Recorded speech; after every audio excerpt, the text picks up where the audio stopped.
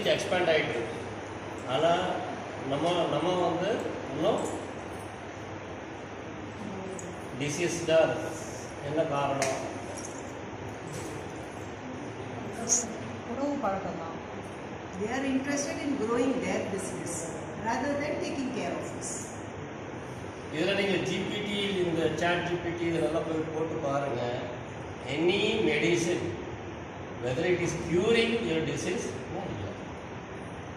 அது டயபெட்டிக்காக அது சப்சைட் பண்ணிக்கும், பிபியாக அது விட்டுட்டிங்கன்னா மறுபடியும் என்ன ஆகிடும்?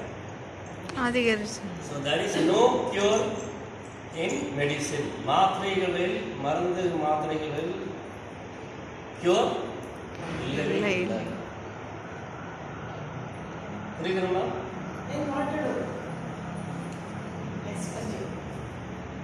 Do nothing.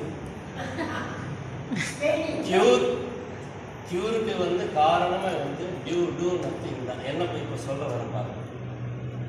நம்ம சித்தர்கள் என்ன சொல்லிட்டு போயிருக்காங்கன்னா, மலச்சிக்கலும் அஜீர்ணமும் ஆதி நோய்கள் அதனால் வருவது மீதி. எது? மலச்சிக்கலும் அஜீர்ணமும் ஆதி நோய்கள் அதனால் வருவது மீதி நோய்கள். மலச்சிக்கல் எலிமினேஷன் ஆங்கிலத்தில்,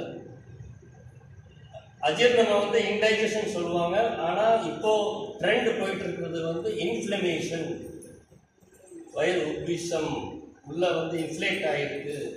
ஸோ எல்லாமே இன்ஃப்ளமேஷன் ஆகிடுச்சு. இந்த ரெண்டு விஷயம்தான் எல்லா வியாதிகளுக்கும் அடிப்படை. என்னென்ன? மலச்சிக்கலும் அஜீர்ணம். ஜீரணம் ஆகாதது இல்லை, வயிறு வந்து இன்ஃப்ளமேஷன், உள்ள வந்து வீக்கம் ஆயிடுச்சு, வயிறு வீக்கமாக இருக்குது, உபிஷமாக இருக்குது. இதெல்லாம் வந்து பசியின்மை, பசி இருக்காது.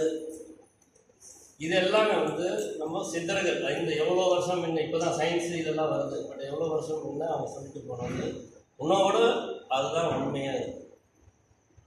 சரி, இப்போ மலச்சிக்கலும் அஜீரணமும் ஆதி நோய்கள் அதனால் வருவது. இந்த மலச்சிக்கல் அஜீரணம் எதனால் வருது? சாப்பாடு மென்று சரியாக சாப்பிடுறது இல்லை, அதனால மென்று நல்லா சரியாக சாப்பிடுது. ஃபுட், உணவு. நம்ம சாப்பிட்றது உணவா? வீட்டில் நம்ம சாப்பிட்றது உணவா? இல்லை. உணவுனா எதில் உயிர் இருக்கின்றதோ அது உணவு. எதில் உயிர். நம்ம காலத்தில் நம்ம பழைய இந்த சித்தர்கள் என்ன பண்ணுவாங்க? சாதத்தை நைட்டு தண்ணியில் ஊற வச்சு அதில் என்ன ஆகும்? நைட் காலை எழுந்த என்ன ஆகிடும்? கொஞ்சம் ஃபர்மெண்ட்னா என்ன அர்த்தம்? அது எப்படி வருது? புளிப்பு தன்மை. ஊற வச்சு உள்ள வந்து பாக்டீரியா ஃபார்ம் ஆகுது. அப்போ அதில் உயிர் வந்ததா இல்லையா? அதுதான் காலங்காதால பிடிக்க சொன்னாங்க. இந்த முளை கட்டின பயிரெல்லாம் சொல்லுவாங்க. அது எதுக்கு முளை கட்ட வைக்கிறாங்க? அது வரதுக்காக, அடிப்படைப்பாங்க. புரியுதா? தண்ணியில ஊற வைக்கிறது அது எதுக்கு பண்றாங்க? அது உயிர் வரதுக்காக. எதுல உயிர் இருக்குன்றதோ அதை நீங்க சாப்பிடலாம். இப்போ கோழியை வந்து வெட்டுறீங்க, அது உயிர் இருக்கா? இல்ல, போயிடுச்சு. இல்ல. அதே மாதிரி மாம்சம் உயிர் இருக்கா? அதுல இல்ல, போயிடுச்சு. எது உயிரோட இருக்கோ அதான் இங்க என்ன கொடுக்குறாங்க உங்களுக்கு? இப்போ உயிரோட ஃப்ரூட்ஸ் எல்லாமே உயிரோட தான். எது எது உயிரோட இருக்கோ அதுதான். காலையில் அந்த சூடாக கொடுக்குறது அந்த இது மட்டும் கொஞ்சம் ப்ரொசஸன் பண்ணுறது. இல்லைன்னா எல்லாமே வந்து இயற்கையாக எது கிடைக்கின்றதோ அதை நம்ம இங்கே கொடுக்கணும். புரியுதாம்மா? சரி, இந்த அந்த உயிரோட உணவை வந்து நம்ம சாப்பிட்டுட்டு இருக்கோம். ஆனால் இந்த மலச்சிக்கல் அஜீரணத்துக்கும் அதுவும் சாப்பிட்டுட்டு இருந்தாலும் நம்ம மலச்சிக்கல் அஜீரணமாக ஆகுது. ஏன் ஆகுது அப்படின்னு பார்த்தா எக்ஸஸ். என்னது? அளவுக்கு மிஞ்சினால் நெஞ்சு. அளவுக்கு மிஞ்சினால் அமிர்தமும் நஞ்சு. ஸோ அளவுக்கு மீறி நீங்கள் சாப்பிட்டீங்க, இதுவும் நீங்கள் அளவுக்கு மீறி சாப்பிட்டாலும் என்ன ஆகும்? மலச்சிக்கல் அஜீரணமும் இருக்கும். அப்போ வியாதியை குணப்படுத்த முடியாது. அப்ப என்ன பண்றது?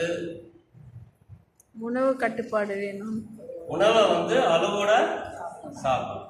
சரிங்க, நீங்க சொல்லிட்டீங்க அளவோட சாப்பிடணும். என்ன அளவு? எப்படி தீர்மானம்?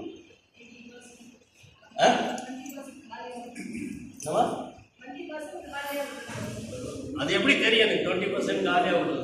அது ஃபுல்லாக சாப்பிடக்கூடாது. எங்கே மாமி? ஒன்னொன்று பாருங்க, இந்த பிரெயினோட இது பாருங்க.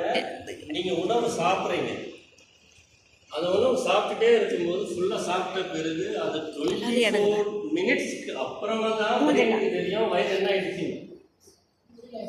ஃபுல் ஆயிடுச்சு. அப்பதான் உங்களுக்கு சொல்லும் வயிறு ஃபுல் ஆயிடுச்சு. அப்போ அது வரைக்கும் நம்ம என்ன பண்ணுவோம்? ஐயோ பசி, உணவு ஃபுல்லாகலையேன்னு சொல்லி என்ன பண்ணுறோம்?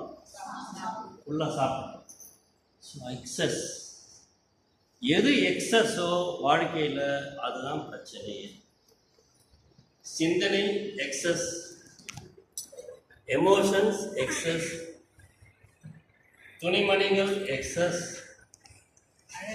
ஜுவல்லரி எக்ஸஸ், பேச்சு எக்ஸஸ், எக்ஸசைஸ் பண்றது எக்ஸஸ்.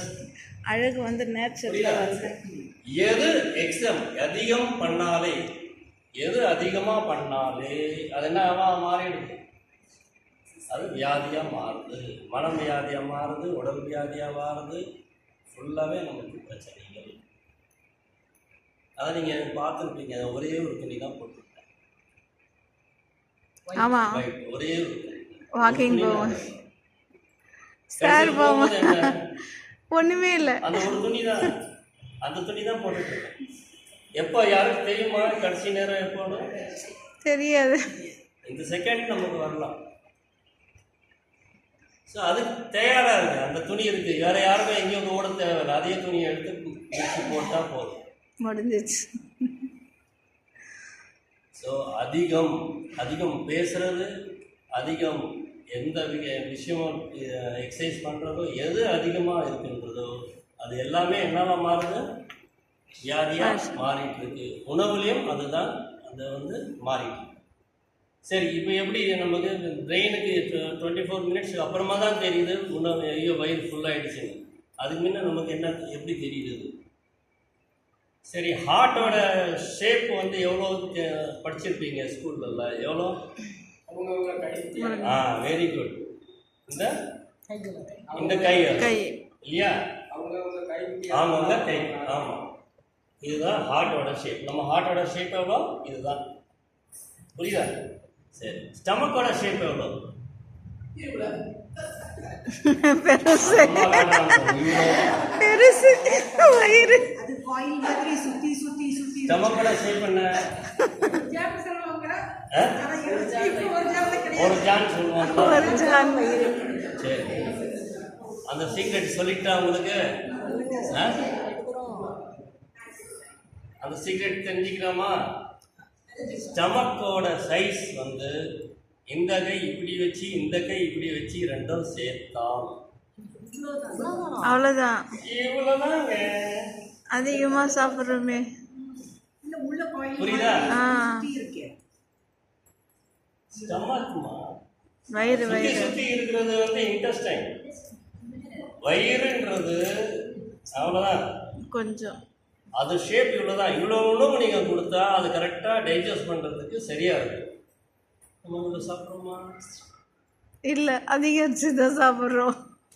டேஸ்டாக இருந்தால் என்ன ஒன்று வை. அப்போ எக்ஸஸ்னாலே மலச்சிக்கல், அஜீர்ணம், எல்லா வியாதிகளும் நமக்கு வந்துருக்கு. புரியுதுங்களா? இதே வந்து முன்ன சொன்னாங்க, ஒரு வேளை சாப்பிட்றவன் யோகி, 2 வேளை சாப்பிட்றவன் போகி, 3 வேளை சாப்பிட்றவன் ரோகி, 4 வேளை சாப்பிட்றவன் ஒதுக்குன்னு ஹோகின்னு கன்னடாவில் சொல்லுவாங்க. தூக்கிட்டு போவாங்க.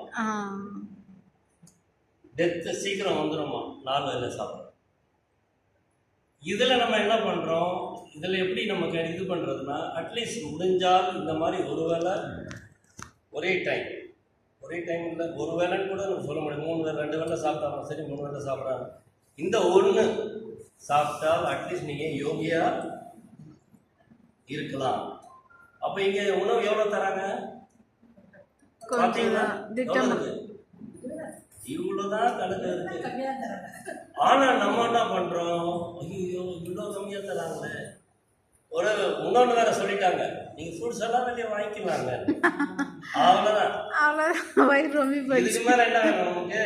போனோம், மதியம் போனோமா, ஃப்ரூட்ஸை வாங்கணுமா, நைட்டு நல்லா சாப்பிட்டோமா, அப்புறம் எங்கே நமக்கு க்யூர் ஆகுது? ஸோ இது ஒன்று.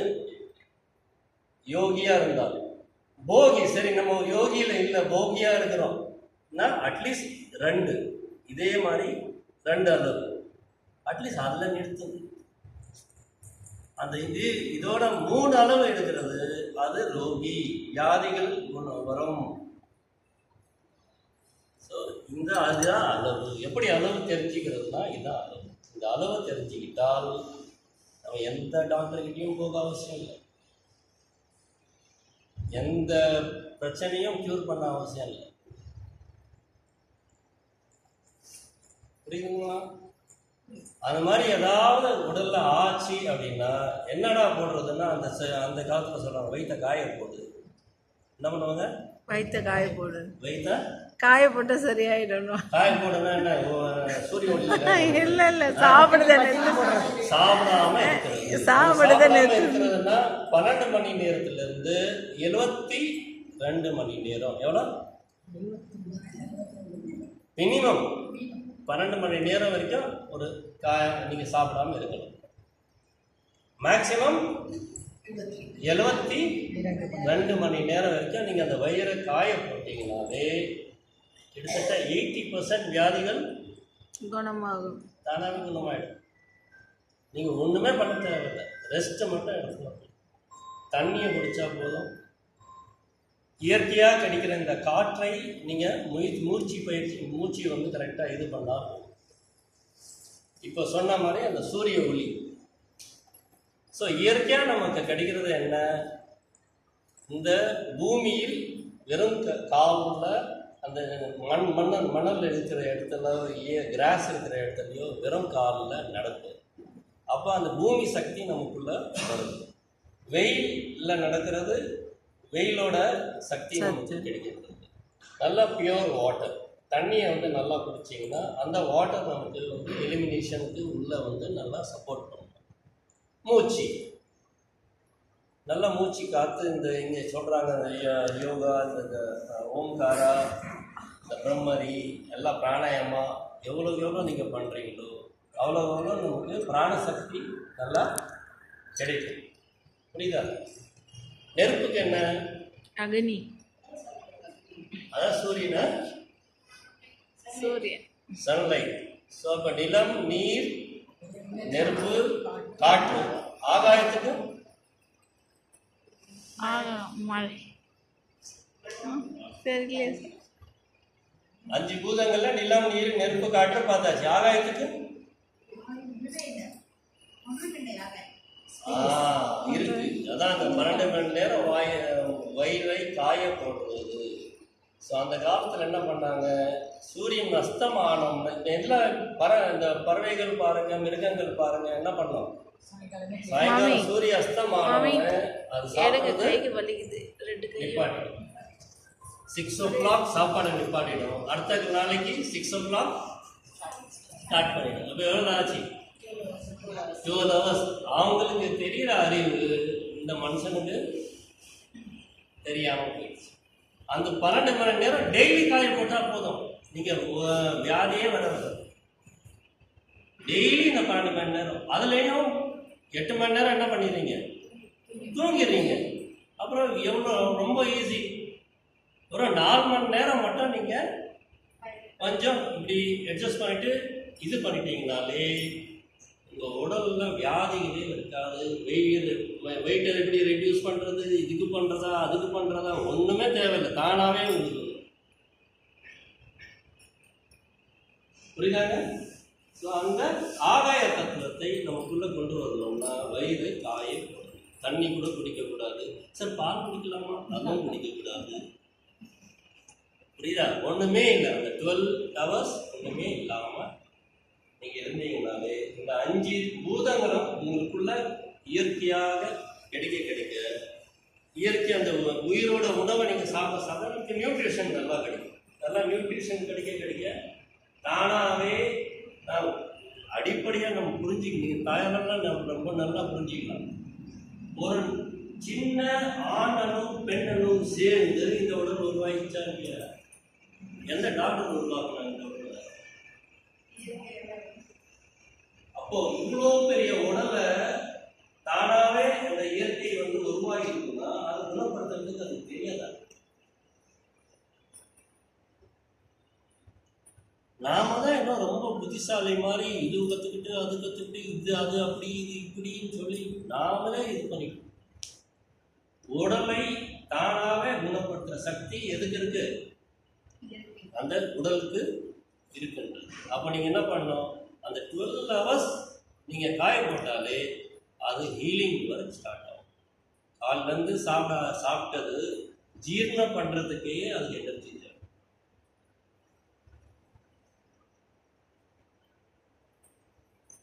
ஃபஸ்ட்டு எனர்ஜி எதுக்கு தேவை? உங்களுக்கு ஆக்டிவிட்டி பண்ணுறதுக்கு பிரெயின். அதுக்கு 80% 30% எனர்ஜி அதுக்கு போயிடும். ஜீரணம் பண்ணுறதுக்கு 30% எனர்ஜி போயிடும். ஆக்சிஜன் அதுக்கு போயிடும். இதுக்கு ஒரு 30% ஆக்சிஜன். மிச்சம் இருக்கிற ஆக்சிஜன் தான் உங்கள் உடல் வேறு வேலைக்கு ஆகும். நம்ம ஆக்சிஜன் எடுக்கிறதே ஃபஸ்ட்டு பொல்யூஷன். நம்ம இருக்கிற சிட்டி லைஃபுக்கு பொல்யூஷன் லைஃப். அதில் ஆக்சிஜனே நம்ம கம்மியாக எடுக்கும். ப்ரீதிங்கே சரியாக இல்லாமல் அப்போ ஆக்சிஜனே கம்மியாக இருக்குது. அதில் 30-40% பிரெயினுக்கே போயிடுச்சு. அப்போ டைஜஷனுக்கு இருக்குமா? ஸோ அந்த காய போடும்போது அது டைஜஷனுக்கும் போய் சரி பண்ணி இந்த உடலை ஹீல் பண்ணோம். இது வரைக்கும் பேசுனால ஏதாவது டவுட் இருக்கா? ஏதாவது கேள்வி இருக்கா? நேற்று எல்லா கேள்வி கேட்டதும் எல்லாமே பதில் ஸோ இப்போ ரீகேப் பண்ணிக்கலாமா? என்னென்ன சொன்னேன்? ஃபர்ஸ்ட் அடிப்படை வியாதிக்கு காரணம் அஜீர்ணம், மலச்சிக்கலும் அஜீர்ணம், மலச்சிக்கல் அஜீரணத்துக்கு காரணம் எக்ஸஸ் ஃபுட். எது எக்ஸஸா இருக்கோ அது நமக்கு மலச்சிக்கல் அஜீரணமா ஆகுது. புரியுதா? ஸோ அந்த எக்ஸஸுக்கு லிமிட் எவ்வளோ? ஒரு கை இல்லை 2 கை, மேக்சிமம் 2 கை. உங்க கை இது பாருங்க, உங்க உடலுக்கு ஏற்ற போல அந்த கை இருக்கும். சில பேருக்கு பெரிய கை இருக்கும், சில பேருக்கு சின்ன கை இருக்கும். அவங்களுக்கு ஏற்ற போல தான் அந்த ஸ்டமக்கும் இருக்கும். இங்கே வந்து அளவு எல்லாருக்கும் ஒன்றா கொடுக்குறாங்க, அந்த மாதிரி கொடுக்குது. உங்கள் கைக்கு அளவுக்கு நீங்கள் சாப்பிடுங்க. புரியுதா? ஸோ அது வந்து எக்ஸஸ்க்கு எவ்வளோ தெரியும். ஏன்னா பிரெயினுக்கு எவ்வளோ நேரத்துக்கு அப்புறமா தெரியுது? நீங்கள் 24 minutes 24 மினிட்ஸ்க்கு அப்புறமா தான் உங்கள் வயிறு ரொம்ப போயிடுச்சின்னு சொல்கிறது. அப்போ அதை நம்பாதீங்க. ஐயோ வயிறு ரொம்பிடுச்சா இல்லையான்னு. இதை மட்டும் சாப்பிட்டுட்டு அந்த காய போடுறது, அந்த ஈவினிங் 6 to 6 வாட்டர், இந்த 5 பூதங்கள் நிலம், நீர், நெருப்பு, காற்று, ஆகாயம். வாக் பண்ணுறது, மண்ணில் காற்று நல்லா மூச்சு காற்றை எடுக்கிறது, தண்ணி நல்லா குடிக்கிறது, அப்புறம் சன்லைட்டில் கொஞ்சம் நேரம் நம்ம 1/2 hour 1 hour இந்த மாதிரி நம்ம பண்ணிகிட்டே இருந்தாலே இதுதான் இதோட அசிஸ்டண்ட்டில் தான் நமக்கு ஹீலிங் ஒர்க்கு ஆரம்பிக்கும். ப்ளஸ் உயிரோட எது உயிரோட உணவுன்னு சொன்ன? எதில் உயிர் உணவு எது மூலக்கட்டுதோ எதில் அதெல்லாம் உயிரே இருக்குது. நம்ம பழங்கள்லாம் வாங்கும்போது, இந்த பர்டிகுலர் வாழைப்பழங்கள்லாம் வாங்கும்போது ரொம்ப ஃப்ரெஷ், அப்படியே இதுவாக கட்டியாக இதுவாக இல்லை, நல்லா அந்த கருப்பாக இருக்கும். நல்லா அதில் தான் அந்த பழுத்து போனது நல்லது. எது பழுத்து போனதோ அதுதான் நமக்கு நல்லது. அது நல்லா ஜீர்ணிக்கும், நல்லா உடலுக்கும் நல்லா இருக்கும். அது ரொம்ப சீப்பாக எனக்கு ரொம்ப இது நான் வாங்கும்போது எனக்கு கேட்பேன், அதெல்லாம் கொடுங்கன்னு. ரொம்ப சீப்பாக கொடுப்பான். மிச்சதெல்லாம் நம்ம 30 ரூபா 40 ரூபாய்னா எனக்கு அந்த 10 ரூபாயிலே கொடுத்துருவாங்க. ஸோ இயற்கையாக கிடைக்கிறது எல்லாமே சீப் தான். தண்ணி சீப்பாக இல்லையா? இப்போ இங்கேயும் ஆயிடுச்சு எல்லாமே. இந்த டிஸ்டில்டு வாட்டர், மினரல் வாட்டர், அதில் பார்த்தா மினரலே இல்லை. இல்லை, அதில் மினரலே இல்லை. ஃபர்ஸ்ட் ஆஃப் ஆல் நீங்கள் போர் வாட்டரோ இல்லை குடித்தாதான், இல்லை மெட்ரோ வாட்டரோ கொஞ்சம் இது பண்ணி குடித்தாதான் அந்த எல்லா மினரல்ஸும் இருக்குது. இயற்கையான மினரல்ஸ் எல்லா தத்துவமும் இருக்குது. புரிஞ்சிச்சா? ஆரோக்கியம் யார் கையில இருக்கு? நம்ம கையில இல்லை, என் கையில இருக்கு. அவங்க என் கையிலன்னு சொல்லுவோம். ஏன்னா நம்ம பொதுவாக இந்த ஜனங்களுக்கு இந்த பொலிட்டிஷியன்ஸ் இருக்காங்களே, அரசியல்வாதிகள், நாம் இதெல்லாம் செய்வோம் அப்படின்னு பேசிட்டு போயிடுவாங்க. யார் பண்றதுன்னு தெரியாது. நான் என் கையில இருக்குன்னா அப்ப நமக்கு பொறுப்பு வரும். பொறுப்பு எடுத்துக்கிட்டாதான் நம்ம ஆரோக்கியமா இருக்கணும். வாய்ப்பு